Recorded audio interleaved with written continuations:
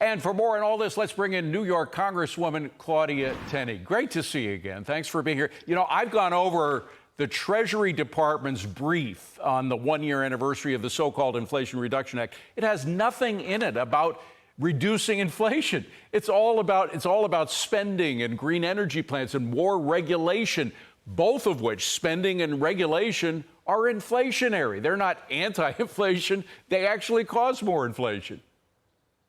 Well, exactly. If you remember, just before this bill was getting passed, before they even said Inflation Reduction Act, the Democrats were all doing press conferences and press releases saying, this is the biggest green energy bill in American history. You might as well call it the Green New Deal. And they were all doing a victory lap on being the Green New Deal, which is really dangerous for us because, you know, it's just another way. They used inflation reduction in a way to kind of give us the Trojan horse of the Green New Deal, which is why our energy costs continue to be very high, especially in rural areas, upstate New York, places where I live, where we have, you know, abundant shale gas reserves, but we can't touch them.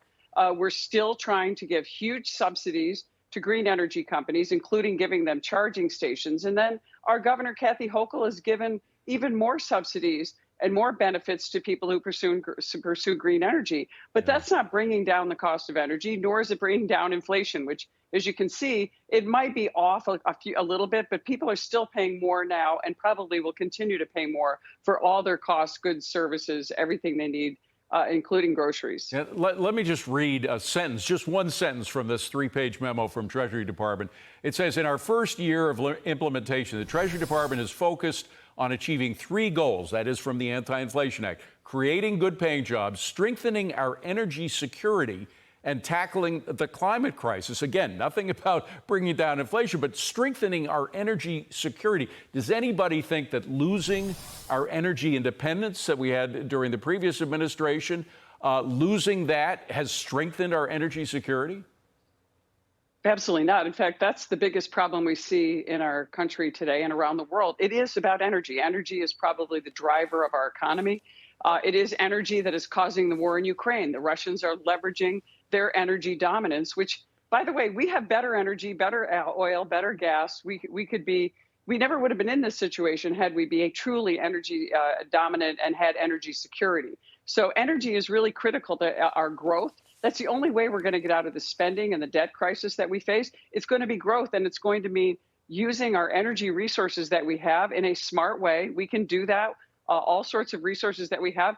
I'm from the state of New York. Do you know that we only have 3 operating nuclear power plants in the entire state, and they're trying to take our gas stoves away from us? Yeah. They're trying to get us to net zero on fossil fuels, and yet that's all we have for any kind of baseload energy. What are they going to do when we get 7 feet of snow in Buffalo again, or 5 feet of snow in my district, and really, really cold temperatures? And we actually have people dying and people struggling to even pay their bills. And by the way, people should know the latest bill that the left-wing Democrats, who dominate the Albany as well, there is a rationing component to this energy bill in New York. So when they talk about energy security, what do you do when you're a senior citizen and you're in October and you've used up all the energy? Yep. What are you going to do when you get to the wintertime? wintertime? For all the talk about global warming, there are many, many more people who die from cold than die from heat in the world, in the whole world. I mean, I think it's like by a factor of 10 more people dying from the cold. You know, the president actually tipped his hat last week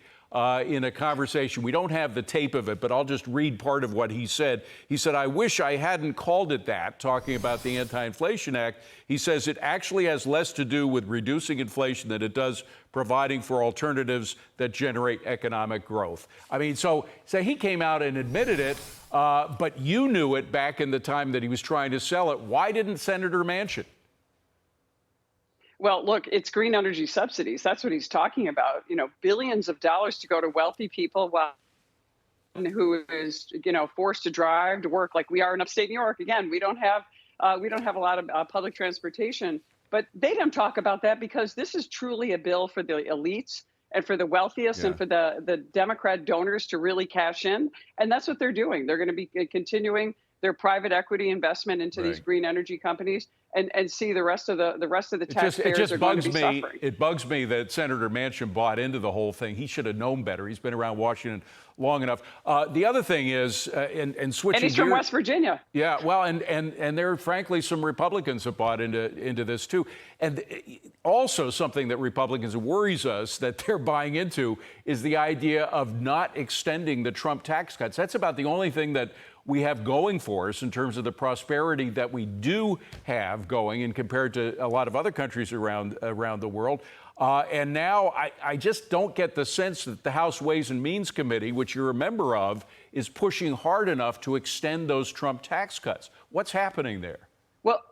Well, we passed a bill that has almost everything in the Trump tax cuts plan. It doesn't add back in the state and local tax deduction, which is causing some angst among blue state Republicans who would like to see us give that. Basically what it is it's a subsidy, it's a giveaway. It's a loophole to the wealthiest. By the way, forgive me, but what our viewers are seeing right now is the increase in tax revenue after the tax rate cuts of the Trump years, as opposed to what people are saying that we were going to lose all this tax revenue. We actually gained tax revenue after the Trump tax Absolutely. cuts. Go ahead. And that's because they focused on growth. You know who produces more growth than any other industry? The small business owner. The small business owners benefited from the Tax Cuts and Jobs Act, which a lot of the Democrats didn't understand. In our communities, we have small businesses driving our economy. They were able to reinvest, take advantage of a lot of the pass-through income benefits through the Tax Cuts and Jobs Act. They were able to add employees, grow their own businesses.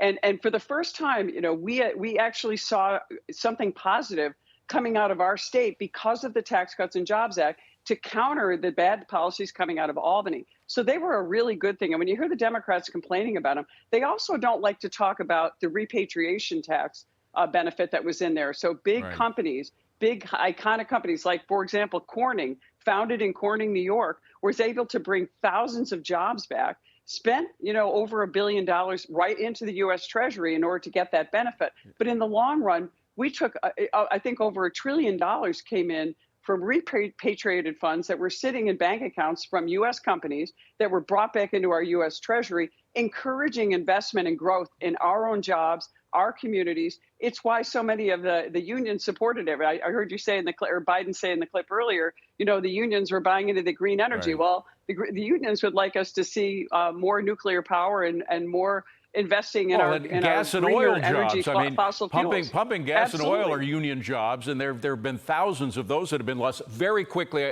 to end this up, I want to switch to immigration, because it really is hitting cities and counties much further than the border. Up here in New York, I'm just wondering if your community, your district, has suffered from the pinch of the migration problem that we're having.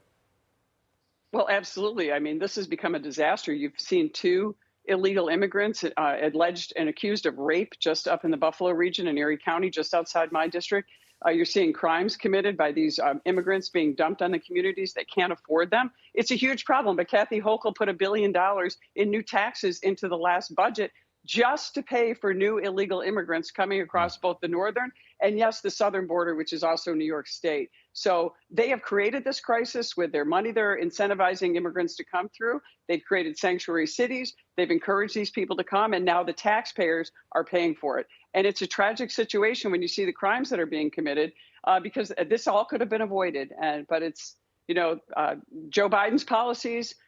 Kathy Hochul is a proxy, and unfortunately, Mayor Adams is paying the big price. Imagine if they had the kind of inflow into New York State and New York City that the people in Texas and the southern border are experiencing. Yeah, it's just a fraction of what they're getting at the border. Congresswoman, thank you so much for being here. Semper Fi to you and your family. Appreciate it. Thank you.